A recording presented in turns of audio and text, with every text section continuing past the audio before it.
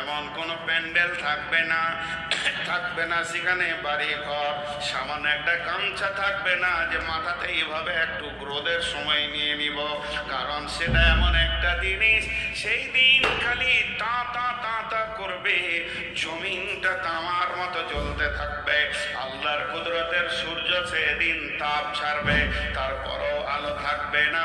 আমার রব এমনটাই কিয়ামতকে বানাবেন, সেদিন বিশ্ব নবী বলছেন একটা ছায়া থাকবে, এটাকে লোক বলে আরশের ছায়া, এর কোনো দলিল নাই যে এটা আরশের ছায়া, কেউ বলে এটা আর কিছু ছায়া, কেউ বলে সিংহাসনের ছায়া, কেউ বলে আল্লাহর ছায়া, আস্তাগফিরুল্লাহ, এগুলো কোনো দলিল নয়।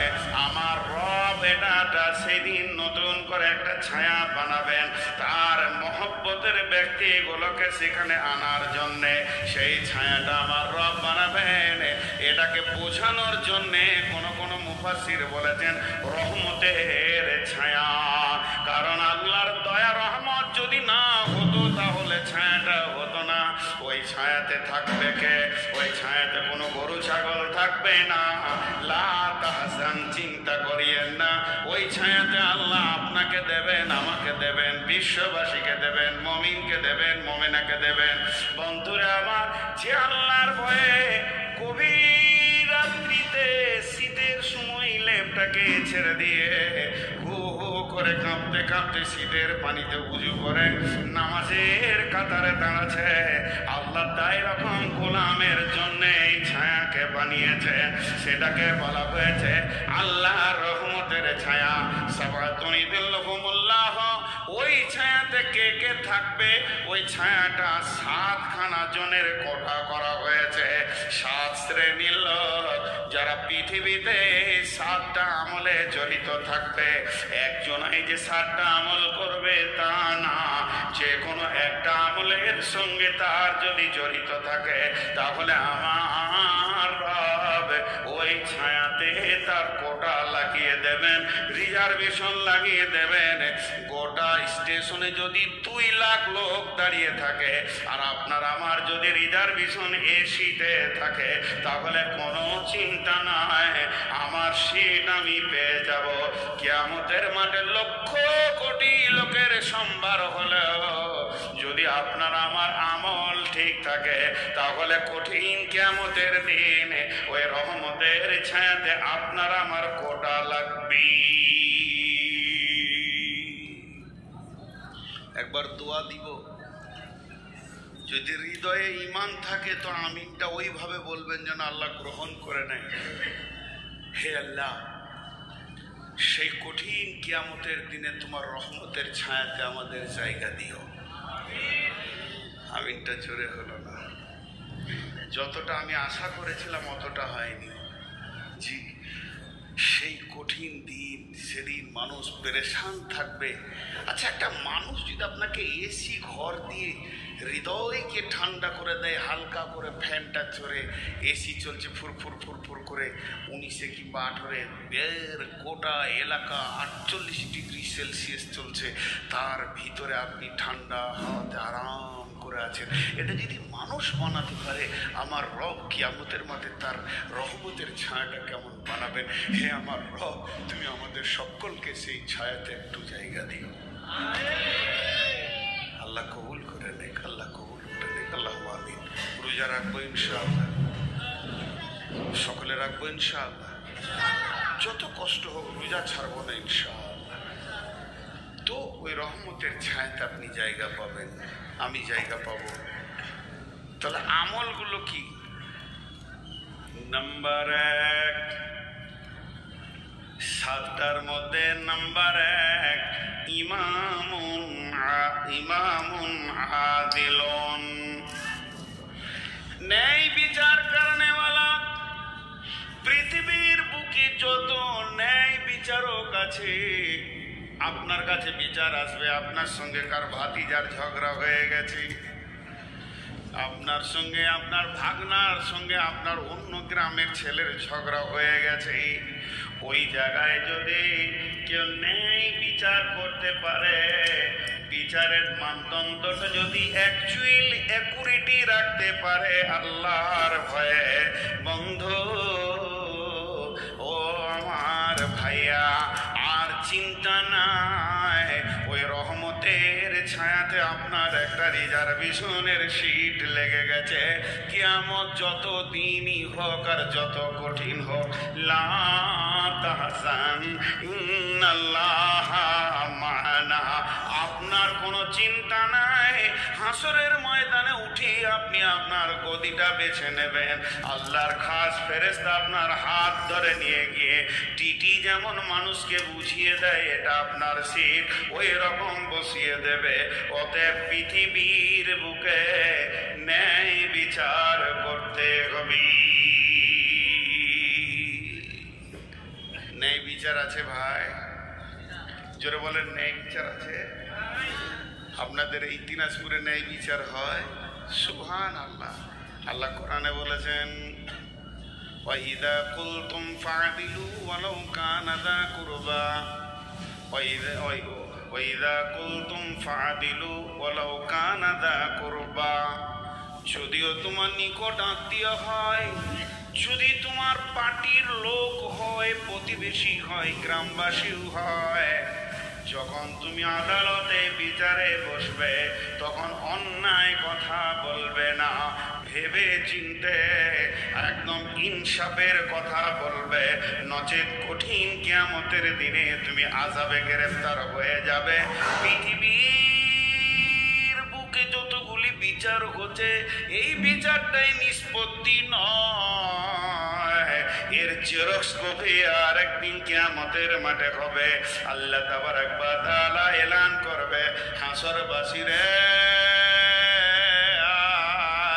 ওয়াকুদিয়া বাইনাহুম বিল হাক্কি ওয়া হুম লা ইউযলামুন, হাসরবাসীরে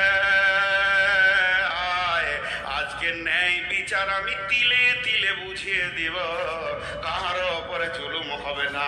আলটা দাবিয়ে নিয়েছিল বলে হ্যাঁ, ঘরটা বানাতে দেয়নি, হ্যাঁ তোর উপরে জুলুম চলেছে, আর তোর মেয়ের উপরে অত্যাচার করেছে, সামাজিক ভাবে তোকে অপমান করেছে, টাকা নিয়ে দেয়নি, দুনিয়াতে ন্যায় বিচার পাসনি, মা বাপের সম্পত্তিতে তোকে আপনার কিনা কি করা হয়েছে, বহিষ্কার করা হয়েছে, তোকে মেহরুম করা হয়ে গেছে। হাসরবাসী তুই 2 লাখ টাকা পেতিস, তোকে সম্পূর্ণ বুঝিয়ে দেয়নি।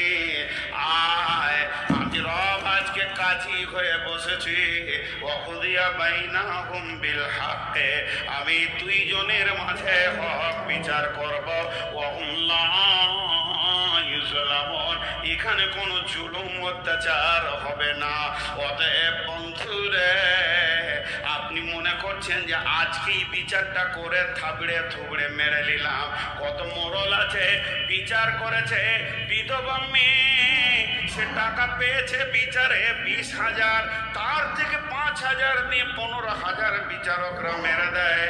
আপনাদের এই এলাকায় আছে, আমাদের এলাকায় এখনো এত বড় বেঈমানি আসেনি।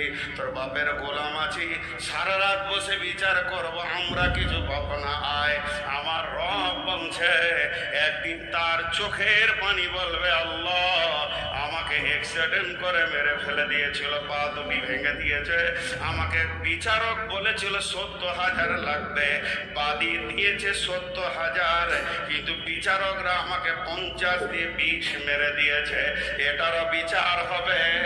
এর জন্য আমার রব বলছেন, ওয়াইদা কুলতুম ফা'দিলু, যখন তুমি বিচারে বসবে তো ন্যায় বিচার করো। ইহুদিদের একটা মেয়ে চুরি করে ধরা পড়ে গেল, মেয়েটার নাম ফাতেমা, সম্ভ্রান্ত ঘরের মেয়ে। রসুলের কাছে এসে বলা হলো, ইয়া রাসূলুল্লাহ, এখন তো আপনি আরবের প্রধানমন্ত্রী, আপনার হাতে চলে এসেছে গোটা সৌদি, আপনি বিজয়ী করেছেন, বিচার তো আপনি করবেন, আমরা তো এখনো কোরআন মেনে নিইনি, আপনাকে নবী বলে মেনে নিইনি, আমরা এখনো ইহুদি আছি, তবে কি আমাদের বিচারটা তওরাত থেকে করা যায় না? বিশ্ব নবী বললেন, ঠিক আছে, আমি তওরাত থেকে বিচার করে দিব, তোমরা তোমরা তোমাদের মুসলিমকে নিয়ে এসো এবং তোমাদের তৌরাতের পণ্ডিত নিয়ে এসো। যখন তৌরাতের পণ্ডিতকে আনা হলো, তারা শিখিয়ে এনেছে বাড়ি থেকে, যখনই হাত কাটার কথাটা আসবে ওই জায়গাটা টপকে তুমি পরে দিও, যাতে করে আমাদের বেটির হাতটা না কাটা যায়। আমরা সম্ভ্রান্ত ঘরের মেয়ে, যদি হাত কাটা যায় মান সম্মান থাকবে না। কিন্তু ওইভাবে তৌরাত যখন পড়ছে, তাদের পণ্ডিত হাত কাটা শব্দটাকে বার করে দিয়ে পড়ে নিচ্ছে। এই অবস্থায় আমার আমি একজন সাহাবীকে তৌরাতের পণ্ডিত করেছিলেন, সে বলছে রুখে যাও, তুমি এখানটা কেন বাদ দিছ, হাত কাটার ব্যাপার আছে। বিশ্বনবী বলেছিলেন ওই অবস্থায়, লাউ কানা বিনতি ফাতেমাতা, আজকে আমার মেয়ে যদি ফাতেমা হতো তাহলে কি করতাম শুনে লাও। আমি নবী মুহাম্মদ তার নিজের হাতটাকে হাত দিয়ে কেটে দিতাম। অতএব ন্যায় বিচার পৃথিবীতে করতে হবে। ন্যায় বিচার আছে। একটা ঘটনা শোনাই আপনাদেরকে।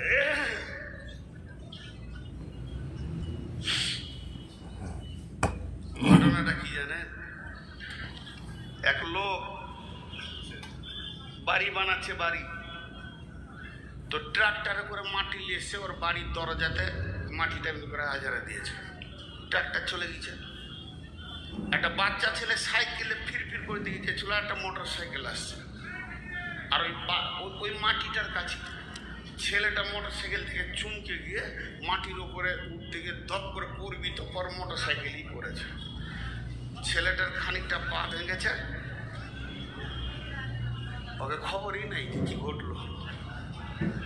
ছেলেটার খানিক পা ভেঙেছে, আর কি হয়েছে, সাইকেলটা ভেঙে গিয়েছে। দিয়ে পার্টি বিচার বসেছে। বিচারটা শুনলে আপনি খুশি হবেন। কি ন্যায় বিচার!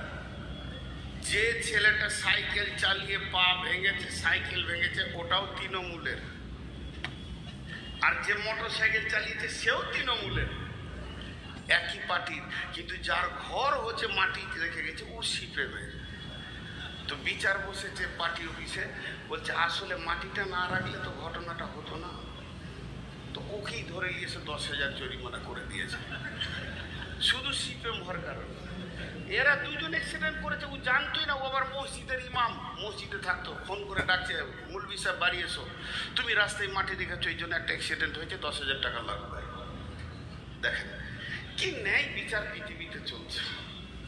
হ্যাঁ, এটা হলো জিভ, দাঁত, এখানে কিছু ফিলোজফি বলবো, দুটা চোখ, দুটা নাক, দুটা কান, এটা হলো মগজ। দেখেন, যে কথা বলে সে কোথা আছে, নরম। তো শেখ সাদি বলছে তোমার জিভটা হাত দিয়ে দেখো তো, নরম। হ্যাঁ, খুব নরম, অতটা নরম বডির অন্য কোনো জায়গা লয়। আহা আহ, যে রোডটা যে কখন বন্ধ হবে। তো এই মাংসটা অত নরম নয়। কয়েকটা কথা পর পর বলছি, ধৈর্য ধরে শুনেন। একজন দার্শনিক বলছে এত নরম জিভে গরম কথা বের হয় কি করে। একটা হয়ে গেল। 2 নম্বর বলছে এটা তুমি কি বানাতে চাও, ডাস্টবিন না ফুলদানি? ফুলদানি যদি বানাও সত্য কথা বলো, তেলাওয়াত করো, আর ডাস্টবিন যদি বানাও তো খিস্তি করো, মিথ্যা কথা বলো, মিথ্যা সাক্ষী দাও, হয়ে যাবে ডাস্টবিন। 2টা হলো। 3 নম্বর বলছে তোমার জিভ যতই নরম হোক, 32টা মিলিটারির মাঝে আছে, ও 32টা সেনার মাঝে আছে, আর 4টা সিআইডি আছে ওর চারদিকে, আর 2টো সিবিআই তার সামনে রয়েছে। এতগুলোর মাঝে তাকে রাখা হয়েছে জিভকে। আর মাথাটা হলো এটা সুপ্রিম কোর্ট, তোমার গোটা বডির বিচার চালাচ্ছে কি, সে রয়েছে ওপরে। এতগুলির ভিতরে তুমি মিথ্যা কথাটা বার করছো কি করে? তোমার বিবেক একবার তোমাকে কিল মারে না যে এই বেঈমান ওটা বলিস না, এটা তুই ভুল বললি? তোর বিবেকই তোকে মারবে, আর তোর চোখ বলবে আমি তো ওরকম দেখিনি, তুই বললে কেন? চোখ সন্দেহ করবে, তোকেই সন্দেহ করবে যে আমি দেখলাম ও ওকে মেরেছে, আসলে দেখেইনি, মারেওনি, মিথ্যা বলবে। কান তখন বলবে এ কথা তো শুনিনি কোনোদিন, কোন জালেমের কাল্লায় পড়েছি। তখন নাক বলবে আমিও তো নিঃশ্বাস নিয়ে ওকে বাঁচিয়ে রেখেছি, বেঈমানকে রে। সবাই আফসোস করবে। তাহলে তোমার চরিত্র কোথায়? একটা ছোট্ট উদাহরণ দিব, আপনাদের ভুল কি মরে। একটা টোটোর সঙ্গে একটা বড় এলপি গাড়িতে লেগে গেছে। দোষ টোটোওয়ালার। যদি কোনো টোটোওয়ালা আছেন আপনাদের হাত পা ধরে মাপ চেয়ে নিচ্ছি, কিছু মনে করিয়েন না। আল্লাহ তাবারাক ওয়া তাআলা আগে বিবেক মেরে দেয়, তারপর টোটো কেনার পয়সা দেয়। ওরা জীবনে রাস্তার এক সাইডে যাবে না, মাঝে যাবে। খালি দুবাইয়ের প্যাসেঞ্জার পেলে চাপিয়ে নেবে, নিশ্চিত বলবে তুই বস, এবার উড়বে আমার টোটো। মাঝে ছাড়া সাইডে যাবে না। এদের এত চরিত্র এত নোংরা হয়ে গেছে টোটোওয়ালাদের। এবার গাড়িটা ছিল কলকাতা, সে বিচারা মেদিনীপুরের ড্রাইভার, খুব মনোযোগ। এই কথাটা শুনলে আমার প্রথম নম্বরটা বুঝে আসবে, খুব মনোযোগ। এবারে একটু লেগে গিয়ে টোটো একটু তুবড়ে গেছে, তাড়াতাড়ি করে নেমে কলার ধরে নামিয়ে দুটা এখানে মেরেই দিয়েছে। বদমাস, জানিস তুই, কিন্তু সব দোষ টোটোওয়ালা। ও বিচারা কোথা মেদিনীপুর থেকে এসে জানের ভয়ে থরথর করে কাঁপছে যে আর কেউ মারবে নাকি। ভাই ভাই লেগে গেছে, ভাই লেগে, টাকা ফেল। দু চার দিয়ে ওর কাছে পকেটে 3-4 হাজার যা ছিল কেড়ে করে নিয়ে থাপ্পড় দিয়ে মেরে ছেড়ে দিল। কিন্তু আর জানা নাই যে ওটা একটা বড় কোম্পানির গাড়ি, বিশাল বড় কোম্পানি। কোম্পানির প্রেস্টিজে লেগেছে। একদল লালবাজার থানাতে ঠুঁকে কেস মেরেছে। 42 লাখ টাকা ছিনতাই আর 98 লাখ টাকার মালকে পুড়িয়ে দেওয়া, আরও কিছু কিছু করে দিয়ে দিয়েছে একদম ওপর থেকে। তারপরে করণদিঘি থানাতে ফোন আসছে রাত 12টায়, আসামি তোল, নাইলে তোর চাকরি যাবে। রাত 12টায় যখন পুলিশ তুলে নিয়ে গেছে টোটোওয়ালাকে, ও ভাবছে যে কেউ হয়তো আবার প্যাসেঞ্জার এলো নাকি, টোটো লাগবে, তাই বলছে হ্যাঁ তো টোটো সহ আয় তুই। যেই বেরিয়েছে দেখছি বড়বাবু, তখন জোরে ঢোকি যোগ। স্যার কি বলছেন? থানাতে চ, তারপরে ভেজাল চুকবে। দেখছি ড্রাইভারটা বসে, তখন ও বুঝে নিয়েছে যে আজকে সোমবার নয়, আজ বুধবার। ওর বারেরও গোলমাল ছিল। যখন বড়বাবু বলছে মেরেছিলি, কিন্তু যখন এইখানে মেরেছে ওর কণ্ঠস্বরটা ছিল ষাঁড়ের মতো, মারো কি মনে করেছিস। কিন্তু ওই থানার ভিতরে কিরম করছে না, এসপি বলছে বল না বাবু, তেমন কেন করছিস তুই? আল্লাহ বলছেন ওয়াইদা কুলতুম ফাদিলু, যখন তুমি আদালতের চাপে পড়েছ, কণ্ঠস্বর তোমার মিহি হয়ে গেছে, এদেরকে যখন তুমি মাথায় রাখো নাই, তখন তুমি ষাঁড়ের মতো চিল্লিয়েছ। একদিকে এসপি, একদিকে এসটিও, ডিএম, আর একদিকে কোম্পানি, আবার লালবাজার পুলিশে, থানার পুলিশ, বড়বাবু, আইসি, ওসি সব আছে। তখন তোমার সুর মিহি হয়ে গেছে। একটা কঠিন দিনের আদালত যখন চলবে, তুমি কার ঘাড়ে ধরেছ, কাকে থাপ্পড় মেরেছ, এই বিচার যখন হবে, তখন কঠিন কিয়ামতের দিনে তোমাকে আদালতে উচ্চ কণ্ঠে জবাব দিতে হবে। এর জন্য আমার রব বলছেন ওয়াইদা কুলতুম ফাদিলু, যখন তুমি কোনো কথা বলবে তো ইনসাফের সঙ্গে বলো। ওয়ালাউ কানা দা কুরবা, যদিও তোমার নিকট আত্মীয় হয়। অতএব যদি ওই রহমতের ছায়াতে, আল্লাহর বানানোর এসিতে যদি সময়টা কিয়ামতের কাটাতে চায়, 1 নম্বর কাজ হবে পৃথিবীর বুকে ন্যায় বিচার করা। ওটা কার রে? ওটা তোর? তো তুই যে একবার বসে আছিস এবার আলিফ লাম মিমের মতো, তোরা হিলা টিলা নাই, আর দুনিয়ার লোক ফেলে যেছে। ওর যে এই দিককার ঠ্যাংটা লম্বা, তোকে হুঁশ আছে? হ্যাঁ, তুই আবার রেকর্ড করতে এসেছিস যে আমার লেগে উল্টা পাল্টা রেকর্ড করে বলবি যে মুলবি এগুলো বলেছিল। হ্যাঁ, এই দিকটা লম্বা হয়ে আছে আর ওই দিকে আঁতড়ে পড়ছে, আর কিছু বেহুঁশ লোক হাঁটছে তো চাদর করে ফেলিয়ে দিচ্ছে, দেখে আর পানি খায়।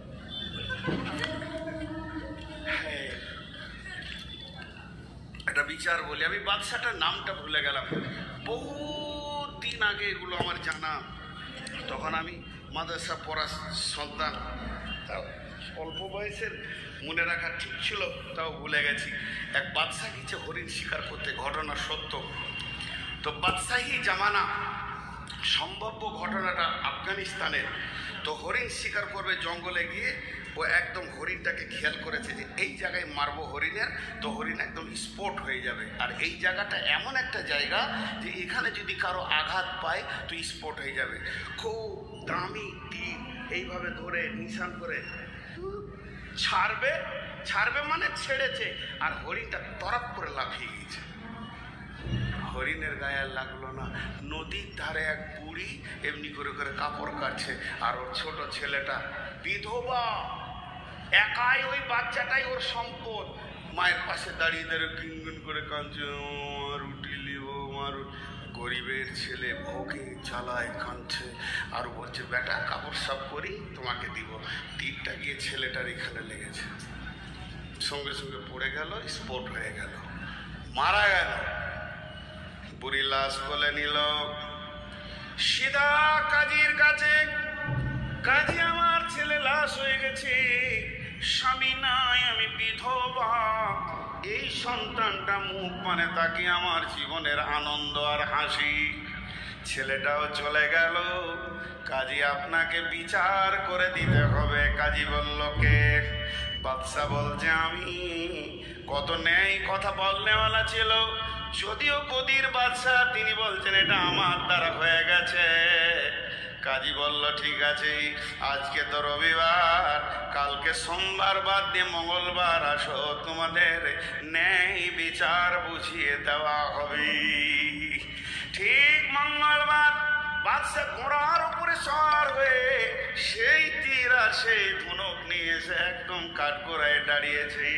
বুড়ি আর একদিকে দাঁড়িয়েছে, ছেলে তার দাফন হয়ে গেছে, ছেলে আর এই জগতে নাই, বারসা খেয়ে চলে গেছেন।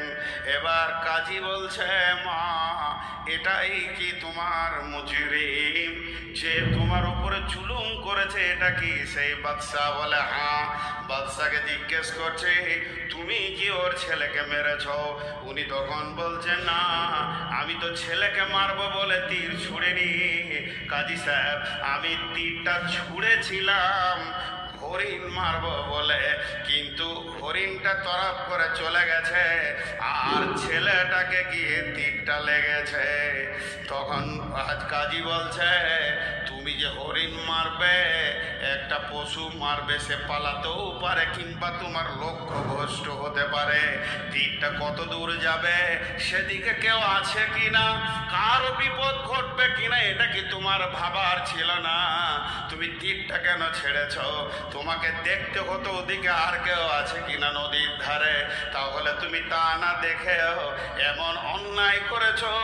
এর জন্য আমি ফাইসালা দিলাম জাল্লাদ, এই বুড়ির সামনে তুমি তার ন্যায় বিচারকে পাইয়ে দাও, তার কর্তনকে এখান থেকে উড়িয়ে দাও। স্বয়ং বাদশার বিচার হচ্ছে।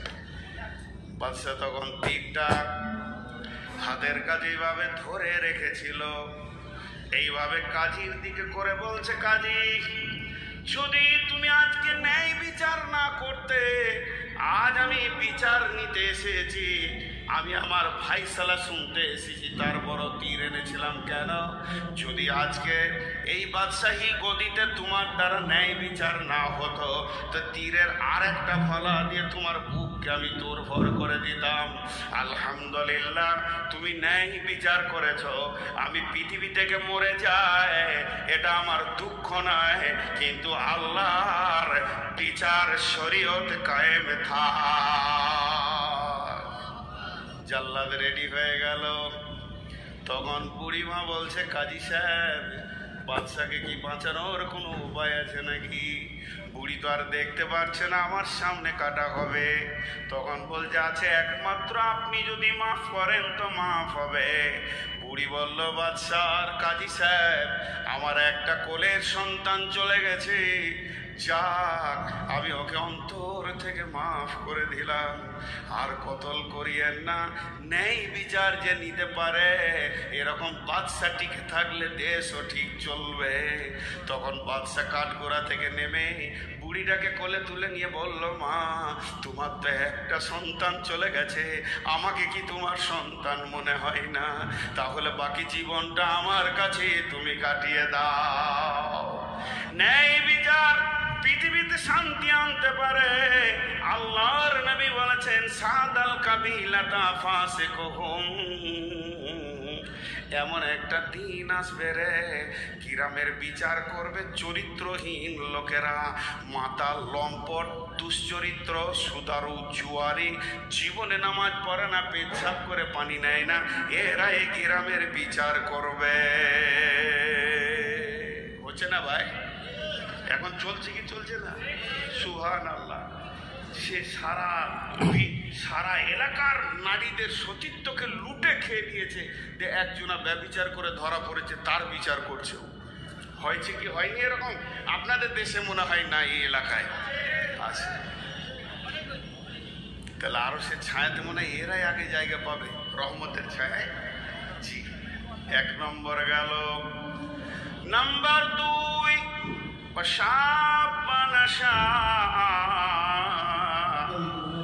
শাবুন নাশা ফি ইবাদাতিল্লাহ, ওই যুবক, ওই যুবতী যে যৌবন কালটা আল্লাহর হুকুমে ব্যয় করেছে, আমার রব ওই যুবক যুবতীকে তার রহমতের সিটে রিজার্ভেশন দেবে। বলবে, আয়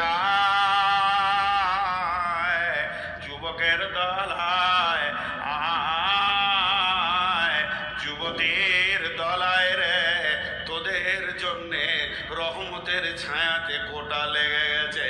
সেই যুবক আর যুবতীকে যে পৃথিবীর বুকে আল্লাহর হুকুমে যৌবনকালকে অতিবাহিত করেছে। লম্বা বলবো না, 1-2 মিনিটে শেষ করে দিব। যুবক আর যুবতীর ব্যাপারে আমার ইউটিউবে দেওয়া আছে, দেখবেন যুবকের কি আমল, যুবতীদের কি আমল। ওই হাদিসটা যেখানে তফসির করেছি অনেক দেওয়া আছে।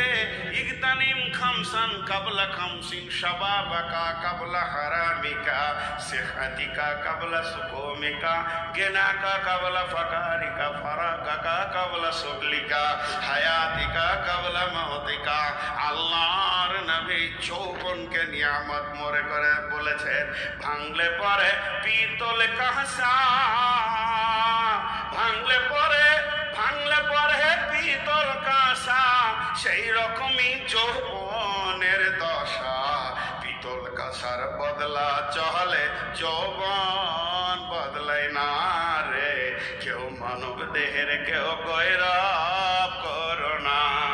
প্রতিটা মুহূর্তে ধীরে ধীরে, একদিন নূর মোহাম্মদ এসেছিল হালকা দাড়ি, তারপরে হলো ঘন দাড়ি, এরপরে ছিল কালো দাড়ি, এখন হয়ে গেল সাদা দাড়ি, কালো কম। আর 2 বছর যদি আল্লাহ হায়াতে রেখে দেয়, একটাও কালো থাকবে না।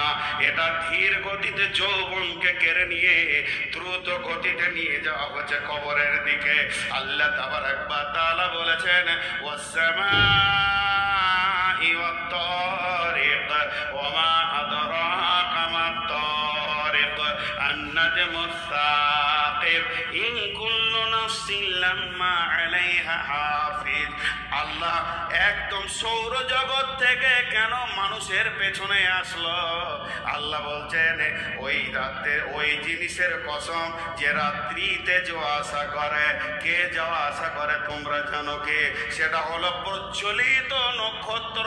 শুধু এই 3টে আয়াতের তফসির করতে গেলে 1.5 ঘন্টা সময় লাগবে। সৌরজগতে কে কে রয়েছে? গ্যালাক্সি রয়েছে, সেখানে ব্ল্যাক হোল রয়েছে, সেখানে কোটি কোটি নক্ষত্র রয়েছে, আলোকবর্ষ ধরে সেখানে প্রজ্বলমান রয়েছে। তাহলে সারা পৃথিবীর বুকে কতগুলি তারাকে দেখা যায়। বিজ্ঞানীরা বলছে গ্যালাক্সির ভিতরে 15 থেকে 16 কোটি তারা আছে। শুধু তাই নয়, যেগুলো গহ্বর অন্ধকার, এক সেকেন্ডে সে হাজার হাজার কোটি কোটি তারাকে খায়। তারপরে সেগুলো পৃথিবী থেকে কয়েক কোটি গুণ বড়। আমার আল্লাহ সৌরজগৎ থেকে সঙ্গে সঙ্গে কেন মানুষের পেছনে এলে বললেন ইন কুল্লু নাফসিন লাম্মা আলাইহা হাফিজ। আল্লাহ তাবারাক ওয়া তাআলা বলেন প্রত্যেকটি আত্মার পেছনে আমার সূক্ষ্মদর্শী রয়েছে। বলার কারণ হচ্ছে একসঙ্গে কয়েক হাজার বিলিয়ন কোটিকে যে আল্লাহ তারাতে চালাতে পারে, একসঙ্গে কয়েক হাজার বিলিয়ন কোটি তারাকে যে আল্লাহ চালাতে পারে, কোনো অ্যাক্সিডেন্ট হয়নি, তারা নিজের কক্ষপথে দৌড়ছে। তেমনি প্রত্যেকটি মানুষ তার পৃথিবীর কক্ষপথে দৌড়ছে, তাদের গন্তব্য হবে কবর। আমি সূক্ষ্মদর্শী দিয়ে প্রত্যেকটি মানুষ, আমি ভাবলাম যে ওই রোমে বুখারী দার্সি রোমে শুয়েছিলাম, আমি স্টেজে আসলাম, এখানে 100 থেকে 150 পা আমি স্টেজে হেঁটে এলাম। কেউ যদি আমাকে প্রশ্ন করত কোথায় যাচ্ছেন, আমি বলতাম স্টেজে যাচ্ছি, কিন্তু আমার রব বলছে না, প্রতিটি কদম তুমি কবরের দিকে হাঁটছ। যতগুলো পা পৃথিবীতে হাঁটছ, অতগুলো পা তোমার কবরের দিকে আগিয়ে যাচ্ছে। এর জন্য আমার রব 2খানা সূরা দিয়েছেন কোরআনের সময়কে কেন্দ্র করে। একটা হলো রাতের শেষে আর একটা হলো দিনের শেষে। সময় কথা বলে, লম্বা তফসির আছে, শুধু সূরা দুটা কেন দিনের শেষে রাতের শেষে হলো, বলতে গেলে 1.5 থেকে 2 ঘন্টা সময় লাগবে। শুধু হালকা করে 2 মিনিট বলছি। সূর্য প্রতিদিন 2 বার কথা বলে। একবার সূর্য ওঠার সময় বলে, বিশ্ববাসী রে তোর কপাল ভালো, আবার একটা নতুন দিন তুমি পেয়ে গেলে, তওবা করে নাও, আমলগুলোকে সাজিয়ে নাও। আর সূর্য যখন ডুবে যায় তখন বিশ্ববাসীকে বলে, বিশ্ববাসী রে তুমি কবরের দিকে একটা দিন এগিয়ে চলে গেছো, এখনো তোমার ভাবার আছে। গোটা রাত্রি তুমি কেঁদে নাও, আজকে আমল করতে পারোনি। সূর্য যদি উঠে তাহলে তুমি আছো, ভালো শ্বাস নেবে, আর যদি সূর্য না উঠে তুমি লাশ বেঁধে যাবে। অতএব বিশ্ববাসী রে চলে গেলাম, কিন্তু তোমার জীবনে একটা দিনকে কেটে দিয়ে চলে গেলাম। এখানে লম্বা ব্যাখ্যা রয়েছে। তো আল্লাহ তাবারাক ওয়া তাআলা বলছেন, হে যুবকের দল, প্রতি সেকেন্ডে তিলে তিলে তোমার যৌবনকে বার্ধক্যর দিকে টেনে নিয়ে যাওয়া হচ্ছে।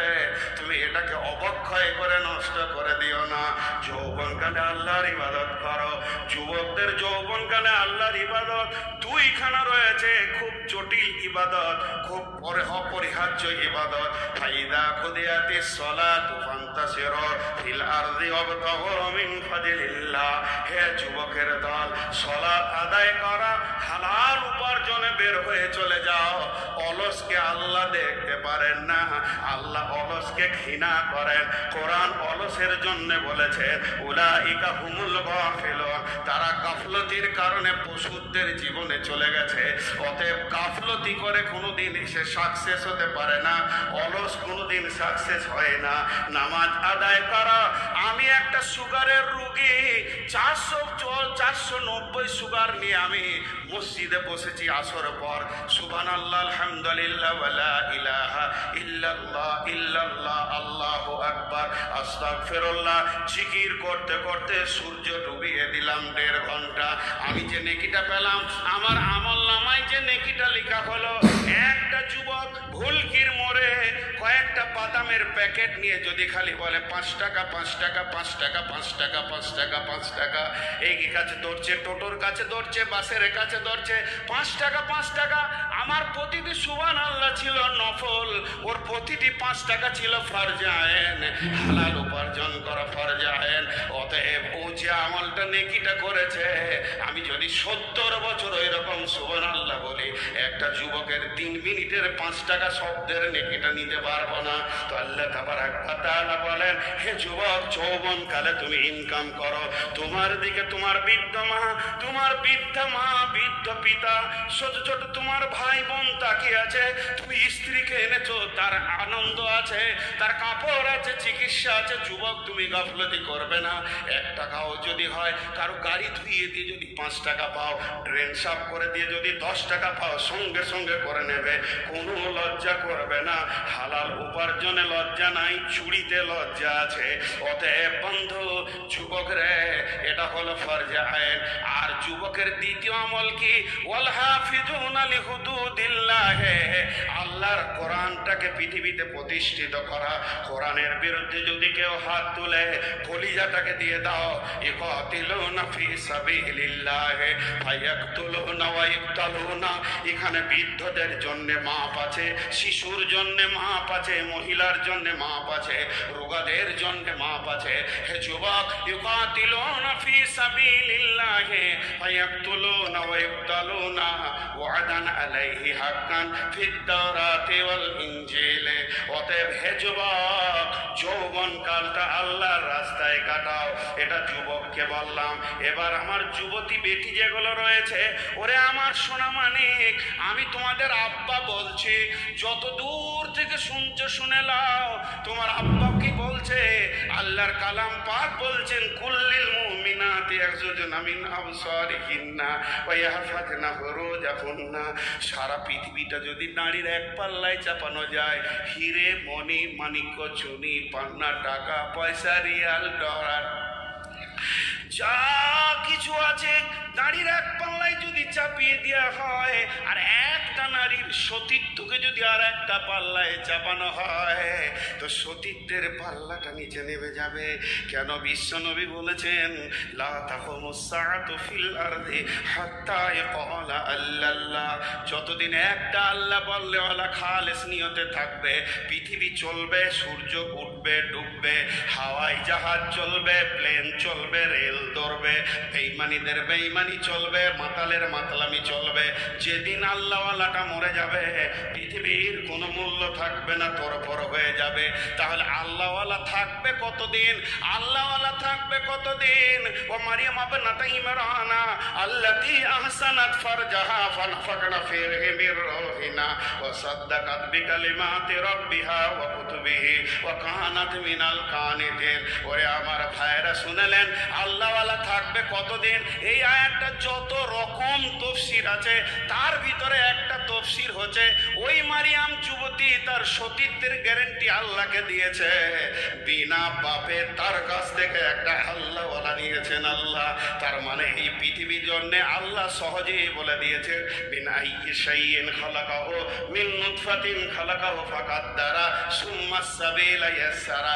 তুমি আলেম হও, বক্তা হও, মাদানী হও, মৌলানা হও, মুফতি হও, আর নবী হও, আম্বিয়া হও, শহীদ হও, মেয়েদের সতীত্বের ভিতর দিয়ে পৃথিবীতে আসতে হবে। অতএব পৃথিবীর বুকে সতী নারী যতদিন থাকবে, ততদিন আল্লাহওয়ালা পাওয়ার আশা থাকবে। যেদিন সতীত্ব হারিয়ে যাবে, এর জন্য বিশ্ব নবী বলেছেন, কিয়ামতের আগে জেনা বেড়ে যাবে। জেনা বেড়ে যাবে মানে প্রত্যেকটি আল্লাহওয়ালা আসার রাস্তাগুলোতে তালা পড়ে যাবে, লুচ্চারা নষ্ট করে দেবে। আল্লাহ আর লুচ্চাদের নষ্ট করার রাস্তা দিয়ে তার প্রিয় অলিদেরকে পৃথিবীতে পাঠাবেন না, কারণ নোংরা রাস্তায় অলি পৌঁছাবে না। অতএব বন্ধুরা, আবার খুব ভালো, খুব মনোযোগ। অতএব আল্লাহ তাবারক ওয়া তাআলা যুবতীদেরকে বলছে, ওয়া ইয়াহফাযনা ফুরুজাহুন্না। আল্লাহ তাদের শরমগাকে কেন্দ্রিক অনেক আয়াত নাজিল করেছেন। আম্মা জান আয়েশাকে পাক করতে গিয়ে 11খানা আয়াত নাজিল করেছেন। মারিয়ামের ব্যাপারে একটা গোটা সূরা নাজিল করে দিয়েছেন। অতএব বন্ধুরে, ও মা আমার, বোন আমার, বেটি আমার, সতীত্বকে গ্যারেন্টি দিতে হবে। এটাই হলো যুবতীদের ডিউটি। আর যুবকের ডিউটি ইনকাম করবে আর ইসলামের সৈন্য বেনে থাকবে। আর আল্লাহর নবী বলেছেন, ওয়াশাবুন নাশাআ ফি ইবাদাতিল্লাহ। ওই যুবক, ওই যুবতী যে আল্লাহর আইনে নিজের জীবনকে চালাবে, তার কোটা লেগে যাবে ওই আল্লাহর রহমতের ছায়াতে।